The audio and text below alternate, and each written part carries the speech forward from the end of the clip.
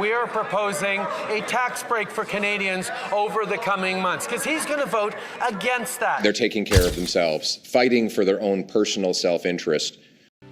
The political landscape in Canada just erupted, and the fallout is devastating.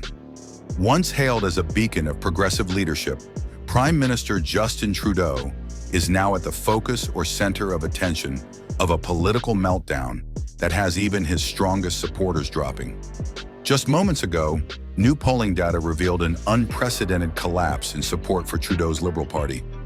It's not just the numbers that are low, the numbers are catastrophic and throw the party into uncharted territory while setting off a national conversation over Trudeau's future as Prime Minister.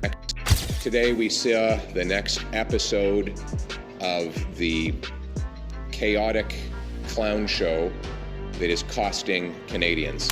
The polls paint a gloomy picture for Trudeau's Liberals. National approval ratings have fallen to the lowest in generations, trailing far behind the rising Conservatives under Pierre Poilievre. The numbers are staggering. Only 19% of Canadians still back Trudeau, a shocking fall from the once dominant majority that propelled him to power in 2015.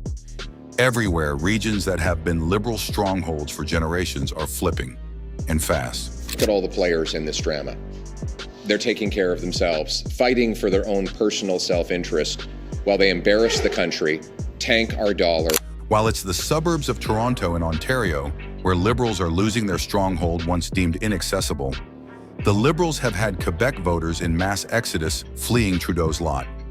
The party has lost out in British Columbia even in its left-of-center orientation, the changing political landscape with Liberals fast erasing from the map.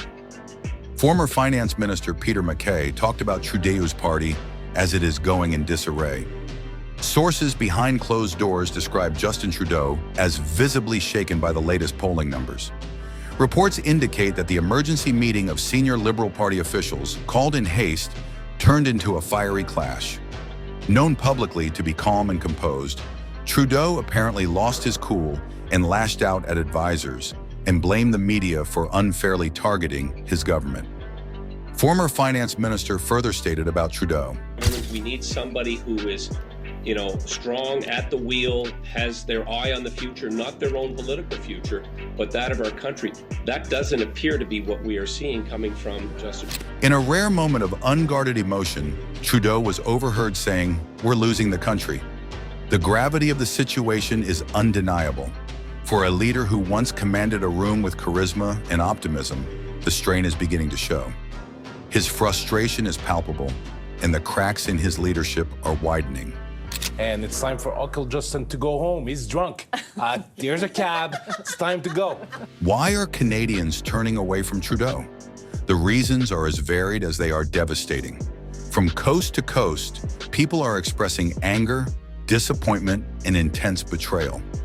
Trudeau's promises of a better future have, for many, failed to materialize. From the rising cost of living to the housing crisis, Canadians feel abandoned by a leader they once trusted. Handling finances is a major contributor to the downfall of Trudeau. The national debt is projected to hit $6.2 trillion by 2030, and Canadians are becoming nervous. Families that cannot make ends meet are not looking at comfort for years to come, and the Trudeau government seems out of touch with their reality. Mr. Speaker, the Prime Minister says he's going to leave the economy to bankers. He says he doesn't think much about monetary policy, the budgets balance themselves, and that he's not very good with numbers, but he did get one thing right. He said that deficits cause inflation. So did his finance minister right before she introduced his budget, saying no deficit above $40 billion. A prime item is the housing crisis. High prices have driven home ownership out of reach for many Canadians. Policies introduced by Trudeau were expected to help in managing the crisis, but most critics consider those actions dead in the water, having left most families behind. The Prime Minister has lost the control of the cost of housing, which has doubled since he became Prime Minister. And just this week, the OECD published a report showing that Toronto and Vancouver are now the two most expensive housing markets in all of North America. On a personal level, Trudeau's image has taken a hit. Critics say he is out of touch, focusing on international appearances and social media moments rather than addressing the needs of ordinary Canadians. For many, Trudeau's polished persona now feels more like a facade than genuine leadership. As Trudeau's star fades, Pierre Poilievre's rises. The Conservative leader has seized the moment, positioning himself as a champion of the people. Poilievre's no-nonsense style and focus on economic reform resonate deeply with Canadians who are fed up with the status quo. His ability to communicate directly and effectively sets him apart from Trudeau, whose speeches often feel rehearsed and disconnected. We have targets set by the previous government, yes, but that previous government set absolutely no plan into place to achieve those targets. And that's what we've been working on.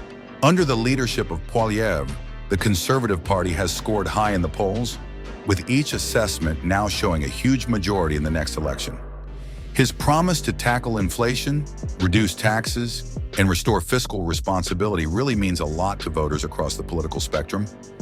Trudeau is reportedly considering whether to call a snap election, his political future hanging by a thread. Advisors are split on the strategy, with some arguing that it's the only way to regain control of the narrative, while others warn that it could backfire spectacularly. The stakes could not be higher.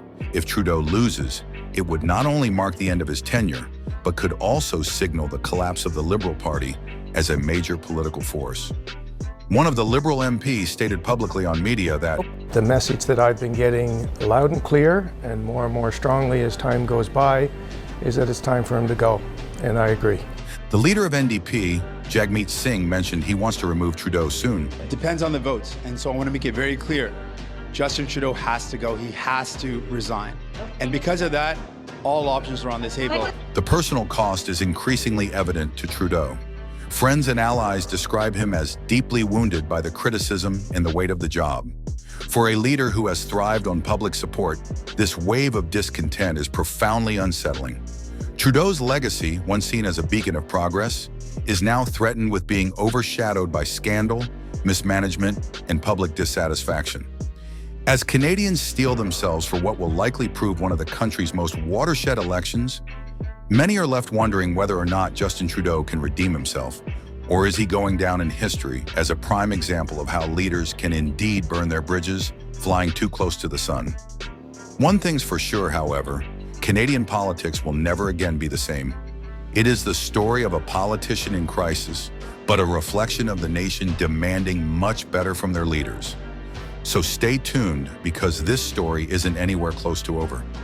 As Trudeau works through the fallout, Canadian politics is going to be launched into the next chapter, and it will be nothing less than dramatic.